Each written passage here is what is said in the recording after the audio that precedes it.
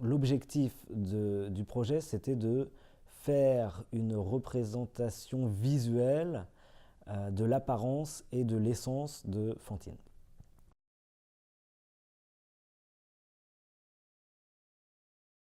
Le premier obstacle pour les élèves, c'est de bien comprendre le texte. Par exemple, quand on leur demande de lire Les Misérables de Victor Hugo, il y a des longues descriptions, il y a un vocabulaire qui est très recherché. C'est un livre qui a 150 ans. Donc c'est pas écrit, c'est pas du vieux français, mais c'est quand même écrit à l'ancienne mode, donc ça leur pose quelques problèmes. Ça, c'est le premier obstacle. Le deuxième obstacle pour les élèves, c'est d'essayer d'aller au-delà d'une lecture un peu simpliste, au-delà d'une lecture superficielle et de vraiment rentrer dans l'analyse littéraire, dans la compréhension des personnages, d'essayer de comprendre pourquoi l'auteur choisit tel mot, pourquoi il organise ses phrases de telle façon. Enfin, la difficulté principale, c'est de leur faire comprendre ce que c'est qu'une analyse littéraire, en fait. Et on a choisi particulièrement de faire ce projet sur Fantine parce que Fantine, dans ce livre, on la suit de sa naissance jusqu'à sa mort et que ça permet aux élèves de faire une description complète d'un personnage. Et on n'a pas souvent l'occasion dans les livres qu'on lit et dans les textes qu'on voit en classe de suivre la progression d'un personnage pendant toute sa vie. Et donc ça nous intéressait de faire ce projet particulièrement sur Fantine, même si on avait travaillé déjà sur les portraits d'autres personnages, Jean Valjean par exemple, Javert ou Cosette. Alors au départ, on les a laissés un petit peu dans le vague, comme ça. À deux, ils ont dû retracer la vie de Fantine et essayer de trouver quelles étaient les étapes importantes dans sa vie à travers les différents passages du livre qu'on avait étudié ou qu'ils avaient lu à la maison. Et on leur a demandé de réfléchir à ce que ça voulait dire que l'essence d'un personnage. Et ils devaient réfléchir individuellement et ensuite partager avec un camarade et discuter, voir s'ils étaient d'accord sur ce que c'était que l'essence d'un personnage et particulièrement l'essence de Fantine. Et donc ce qu'on leur demandait ensuite, c'était d'essayer de montrer l'apparence et l'essence de Fantine. Et pas juste d'écrire ou de nous décrire oralement l'apparence et l'essence de Fantine. Et certains élèves ont choisi de faire eux aussi un graphique. Et dans ce graphique, ils ont mis, pour certains, une courbe ou une droite qui montrait l'apparence de Fantine et une courbe ou une droite qui montrait l'essence de Fantine. Et ce qui nous intéresse dans ce projet, c'est de faire réfléchir aux élèves sur les deux concepts qui nous intéressent en 8e grade en littérature, c'est-à-dire l'apparence et l'essence, parce que les élèves n'ont pas beaucoup de mal à comprendre ce que c'est que l'apparence, et pour eux d'ailleurs c'était assez simple de le faire soit par un graphique ou soit par un dessin, de montrer que l'apparence de Fantine se dégrade au fur et à mesure de sa vie. Mais ce qu'on veut, c'est qu'ils réfléchissent à ce que c'est que l'essence qu'on a à l'intérieur de nous. Et ça permet de mettre en place des discussions et de rentrer vraiment en profondeur dans l'analyse des personnages. Ce sont deux élèves qui ont choisi... alors elles n'avaient pas fait de dessin, elles ont juste décidé de montrer le niveau d'apparence et le niveau d'essence de Fantine avec un graphique. En fait, c'est un peu moi qui leur ai donné l'idée de faire un graphique, parce que ça permettait de montrer justement les deux choses avec une représentation graphique, et puis montrer en même temps l'apparence et l'essence sur un même document.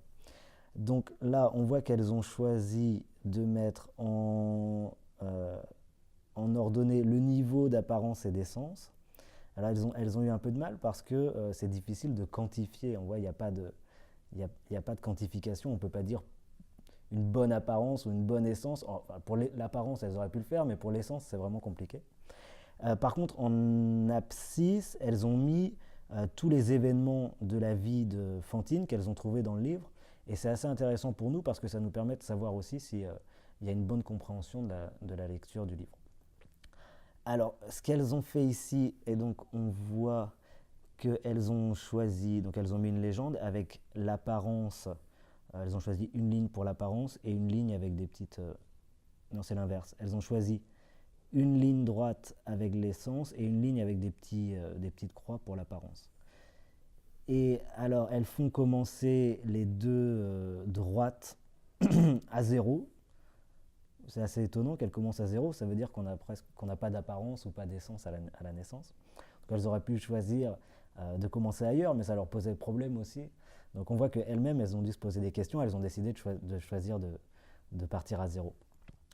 Et ensuite, ce que montre leur travail, c'est qu'elles ont, d'après eux, d'après leurs réflexions et d'après leurs discussions, elles ont fait ça à deux, elles montrent quand même que l'essence de Fantine a plutôt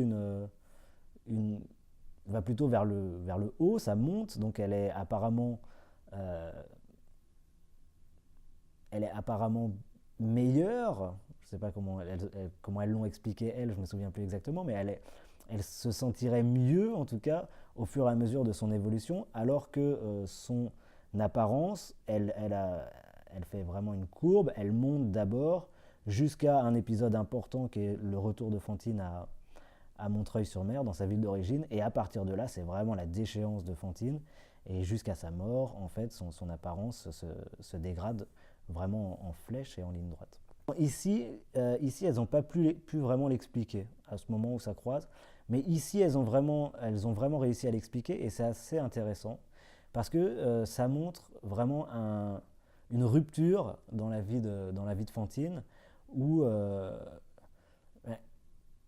apparemment, pour Fantine, ce serait plus, c'est leur explication, ce serait plus l'essence, le fait d'être une bonne mère qui serait importante, et qu'elle mettrait en avant donc, ses qualités de bonne mère, quitte à ce que son apparence se dégrade. Et c'est en fait à ce moment-là qu'elle décide de vendre son corps, petit morceau par petit morceau, pour sauver sa fille. Et donc, je leur ai demandé justement de parler de ce point de rencontre des deux droites ou des deux courbes. Et c'était intéressant de voir que certains élèves n'avaient pas mis ce point de rencontre, s'il existait, parce que parfois il n'existait pas, au même moment dans le livre, ou au même moment dans leur explication.